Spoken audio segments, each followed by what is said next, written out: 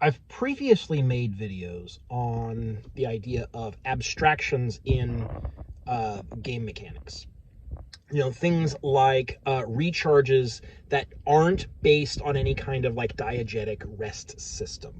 Um, which I would even argue that like fourth edition's encounter powers are. Though technically there is a rest involved. Realistically, the mechanic exists just so you can use this once per encounter. We're gonna put a token 5-minute rest after every encounter just to make sure that like it is like there is a discrete time that they recharge. I would consider encounter powers or in many games have like once per scene or once per session or whatever. These abilities aren't things like a battery that needs to be recharged over time in universe. But there are certain arbitrary restrictions on them to how often you can use them for gameplay purposes. And I've talked about the various abstractions that can be used to justify that in game. Maybe it is a special trick that once someone has had it used against them, they're not going to fall for it again. They know how to defend themselves now, and it won't work a second time. So that would be a great way to justify a once per encounter ability. Once you've done it, you can't do it again because you won't see another opportunity to do it. Daily powers, same thing. Although technically they recharge on a rest, you can justify them with no kind of like in-universe resource being spent by saying that it requires some very specific circumstances, and the game allows the player to decide when those circumstances are met, because the game mechanics don't zoom in quite that far. Like maybe the enemy needs to be in a high guard while on a back foot, and that doesn't happen very often, and it's not something the game tracks anyways. The game's resolution is a 5-foot square. Anything smaller than that, it just kind of hand waves, So I've talked about these kinds of abstractions before, but I think there is there's another level to this that we can talk about as designers that is relevant to the way that you think about the kinds of abilities that you put in your game, and the way that characters are constructed, and the way that the rules operate, which is that it's not just an abstraction of what is diegetically happening. It is, in fact, a separation of experience between characters and the players, in very much the same way that there is a separation of experience between a writer and the characters that writer writes about. A writer can very much put themselves in the mindset of the characters that they are writing for, and it's a kind of role-playing if you think about it. It's just not a role-playing game. It's role-playing for a different purpose, for a different creative purpose, in fact. But the same thing can happen for a player and their character. There's a difference in experience. Let me tell you what I mean. So if my character runs into melee combat, does a big sweeping attack that gets everybody's attention and kind of forces them to attack me, there's a big difference in the experience for my character versus the experience for me as a player. For me, I might be thinking about the tactical ramifications. Like, okay, I think I can take the attention of all these monsters while my team pelts them with ranged attacks or punishes them for their clumping or whatever it is that they're going to do. I'm making a tactical decision. And I can justify that in game as my character is brash, he is brave, he's fearless, and he is very much like able to get people's attention by being big and obvious and scary. All right.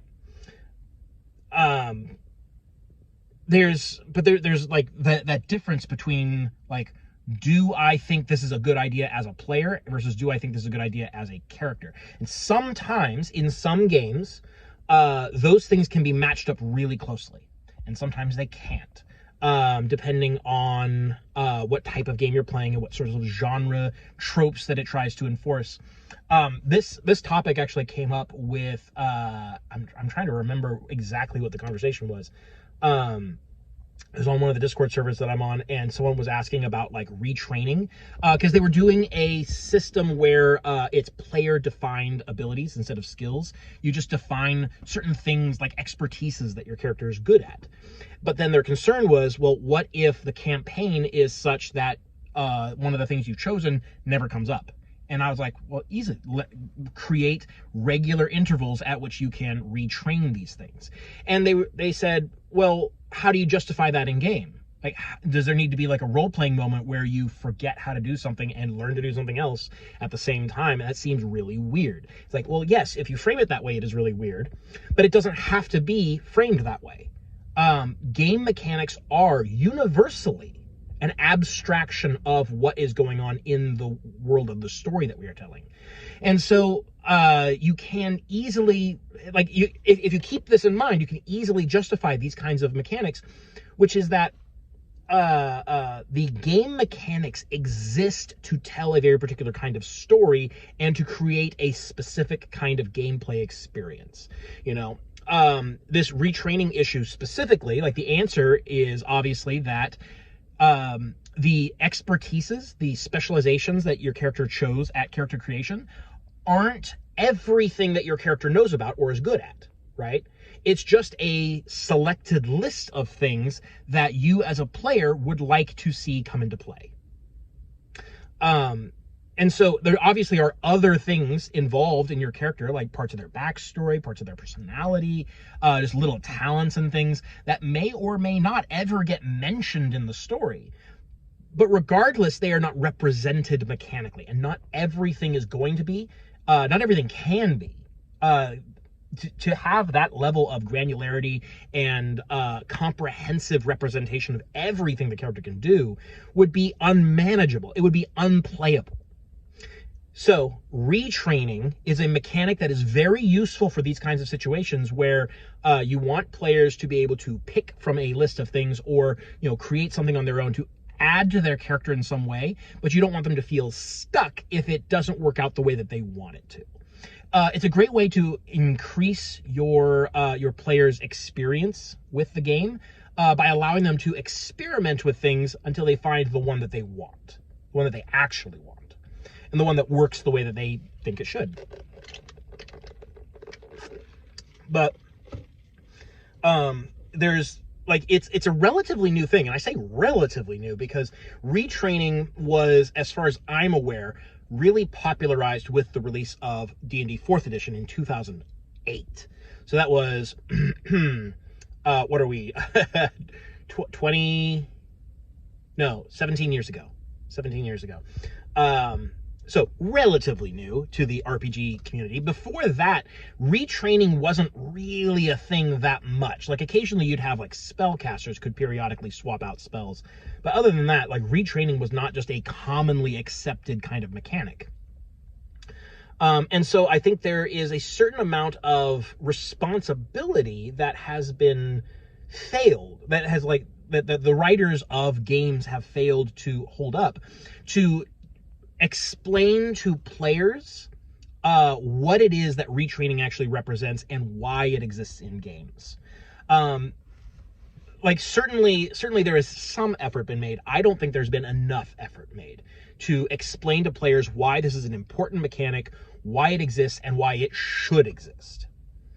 And as a result of that failure, I think that there is a general lack of awareness in the tabletop gaming community and game design communities for the kinds of, and this video isn't supposed to be just about retraining. Retraining was just the example that came to mind. I'm talking about things that are different for, this is kind of going off the rails, isn't it? That like I'm trying to underline the difference between a player's experience and a character's experience. Because the player's experience is just that my character is good at all the things on the character sheet. That's the player's experience. They can look at the character sheet, see how the character exists, how it is written, how it is designed, how it is built. The character has a lot more experience. Like, we have to assume that the characters in our game world are just as detailed and as complicated and as fleshed out as we are in real life. And we are so complicated. A normal person has so many different, like, areas and points of expertise and knowledge and ability that you can't reasonably record it all. And so we have to accept that what is on the character sheet is an abstraction and a very limited slice of what a character actually is. I say all that to say this. Game design should be very aware. Like, as a designer, you need to be aware of this difference and not try to make limitations on characters represent, like, limitations on the characters mechanically to represent limitations on characters narratively.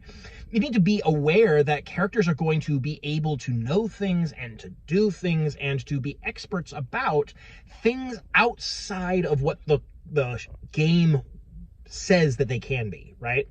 And I think, like, accounting for that is very important. Having some, either like a mechanism in your game or an acknowledgement in the game that occasionally things that the game does not directly account for may come up, and characters may reasonably be versed in these things and capable in these things, and that the game should have an ability to allow for that, to get out of the way when that happens. To not say, like, well, no, you can't be an expert in horses because you didn't pick horse expertise. When, like, you know, who could have said, you know, who could say for sure that horse expertise was ever going to, like, are we going to deal with horses in this campaign? Maybe not. It's like a modern campaign. Horses exist, but I don't know. But I've envisioned my character as being competent around horses. Like, I grew up around horses and I have horses. And so, like, you know, you get what I'm saying. You get what I'm saying. Anyways, I think there just needs to be this, like, acknowledgement and accommodation for things outside of the character sheet, right? In order to account for the difference in what a character actually is and what their mechanics are able to represent.